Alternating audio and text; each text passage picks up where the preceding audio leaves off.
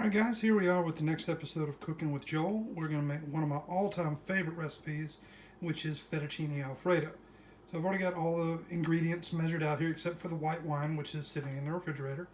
For this we're going to use 2.5 cups of heavy cream, some salt, some pepper, a pound and a half of fettuccine noodles, 1/4 cup of olive oil, a 1/4 cup of finely minced onions, a dash of nutmeg, 1 stick of butter, 4 cloves of minced garlic, 3 egg yolks, 3/4 cup of Parmesan cheese, and I'm using 1 cup of Pecorino Romano cheese. All right, here we are. We are going to be starting our Fettuccine Alfredo. Now, it's a good idea with this to go ahead and get your water started first, especially if you're going to have a whole lot of water for your pasta the way I generally do, because it will take a while to get boiling. Now what I've got here is a decent sized saucepan. It's on medium-low heat right now, and I'm going to put my 1/4 cup of olive oil in there, and then we're going to add our garlic and our 1/4 cup of onion, and we are going to cook this until it is basically fairly mushy. We're going to take it beyond kind of sweating. I apologize if you hear a tapping in the corner. My cat has decided that because the door is closed, she needs to get into whatever is behind that door. Okay, so like I said, we're going to cook this for a good while. You're going to want to stir it as you go until it gets good and a little bit past translucency. Alright, so as you can see, this is starting to bubble at this point. You can probably hear it sizzling. Again, you're going to be between a medium and a medium-low heat.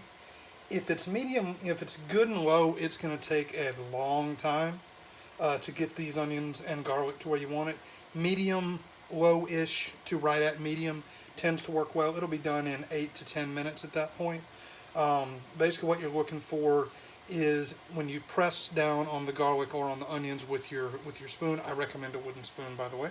They're basically going to feel mushy or smushy.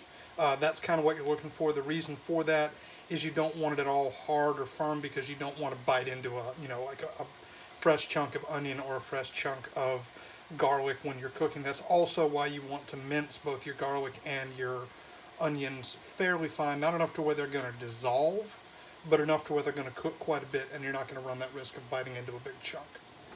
Alright, so we're getting pretty close with the onions and the garlic at this point. Shouldn't be but another minute or two. What we'll do at that point, after we've got that to where we want it, is at that point we're going to want to go ahead and add in the butter, and that at that point is just going to help thicken it a little bit. Then we'll go ahead and add a few spices and the nutmeg at that point. But again, take your time with this, but you can crank that heat up to right at medium, maybe a little hair under that, just so it takes a little bit quicker. But you don't want to put this beyond a medium, because anything quicker than that and you run the risk of burning or browning the onions and the garlic, and trust me, you don't want that. Alright, so we're going to go ahead and add our stick, I should say, of butter at this point. And you're just going to let that start to cook down. There we go. And what will happen with this, you go ahead and let this cook down, and that's going to kind of thicken a little bit as it cooks. It'll actually start to make like a little bit of a mini sauce before you even add any of your cheeses or your cream or anything like that. And at this point you can turn the heat up a little bit, just a hair past medium probably would be pretty good at this point. And you'll see how it's going to start to thicken. You see how it mixes in and starts to build like a little bit of a sauce just as it is. Alright guys, and as you can see, like right here, mine is starting to bubble just a little bit. I don't want that, so I am going to crank that heat down just a little bit. Alright, so now we've got that all incorporated. What we're going to do now is we're going to add pepper. Now I prefer to use fresh pepper if you can. I just think it tastes better. So we're going to give that a good few cranks. Then we're going to add salt. You can use fresh ground, or you can use anything out of a tin like this, which I did use this to salt the pasta water, but I'll be using the fresh ground salt for the actual sauce. Again, you don't have to. I just kind of prefer it that way.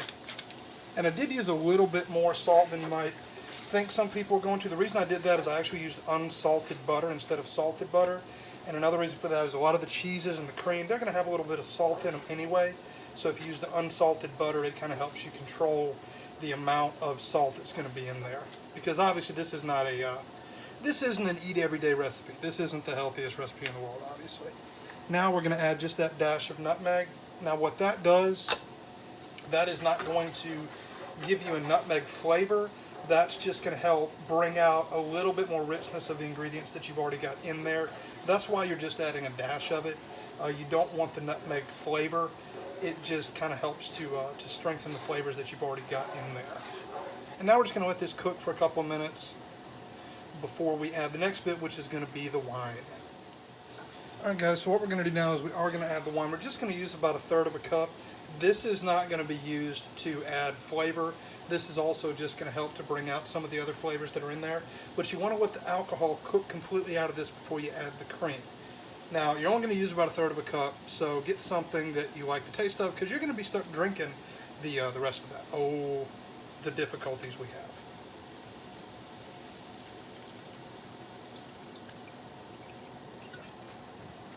Alright, and again, we'll just let this cook out for a couple of minutes, let it bring back to where it starts bubbling a little bit, and we're going to cook all the alcohol out of that before we add the cream to it. Now at this point, also, while we're waiting on that to cook out, our pasta is just about to bubbling. As soon as that starts to bubble, we'll put the pasta in and get that cooking, because we want these to both come out pretty close to the same time. Alright, so while that's cooking out, we'll shift the angle a little bit here. I'm not sure if you can see that. Okay, so there's our boiling pasta water, and we're going to take the pasta that I showed you earlier. Again, that's a little over a pound, maybe 1.5 pounds. Put that in there and just let that fall in. Now it's already salted, and if you've got a pasta fork, that makes stirring this and moving it a whole lot easier, because once this is done, we're actually going to add the pasta straight into the sauce. It tastes a whole lot better though. And also, just another little tidbit, you can see me over here messing around with the pasta. That pasta fork actually also helps to break up the pasta really well when you're stirring it, especially if you're using dry pasta. That way you're not going to end up with any lumps of pasta stuck together. And you see all the little bubbles that are going here cooking that alcohol. This will take 2 to 3 minutes, give or take, once it starts bubbling again, because obviously the wine that I used brought the temperature way down. So you got to get it to where it's bubbling again and actually cooking that alcohol out.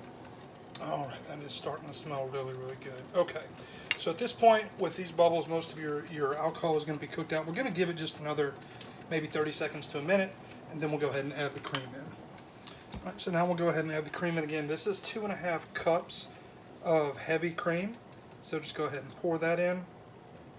Obviously, this is warmed up a little bit because it's been sitting out for, a little while, but it is still going to be cool, so it's going to bring the temperature down. So you can raise the heat just a hair if you want to, and let this start to combine. Now we're going to bring this to a slight bubble, because we are going to want to condense this down just a little bit. Not too bad, but a little bit. Now from the time you add the cream in, it's really only going to be about 8 to 10 more minutes before this is done. That's why you want to add the pasta a little bit before that, because this pasta is going to take about 9 to 11 minutes, somewhere in that neighborhood, to cook. You want to cook it to an al dente. You don't want this mushy. Alright guys, so I'm not quite sure if you can see that as well as I can here, but finally our sauce has started to bubble a little bit, so we're going to let that cook for just a minute or two.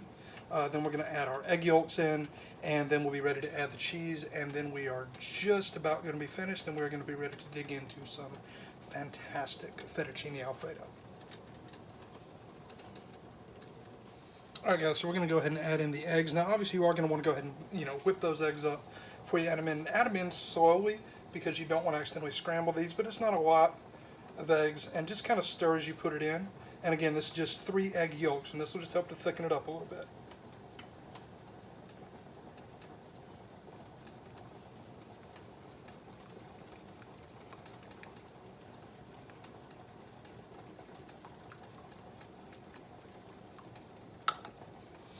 Alright guys, and now we're going to go ahead and add in our last 2 ingredients, which again is going to be 3/4 of a cup of Parmesan cheese and a cup of the Pecorino Romano cheese.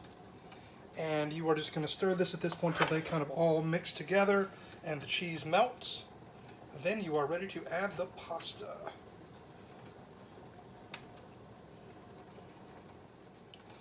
Alright guys, so that's all good and mixed in, and now we're going to add in the pasta. Let's see, I'm not sure. We'll try and get the camera up where we can see both things here. And again, I'm just going to use the pasta fork. and go ahead and add it right in like that. And obviously this smells amazing because the family dog has just gotten down off of the couch and is looking out of shot, begging, just waiting. So he knows he's going to get a bite at some point. And there we go. So we got that all together, and now we're just going to mix it up and get it good and stirred in.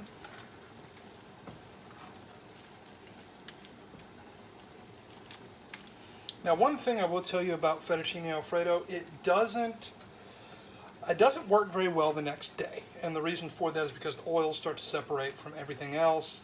So if you're going to make this, be sure you're going to make an amount that just about everybody's going to eat, because again, this doesn't, unlike a lot of stuff, this does not work well the next day.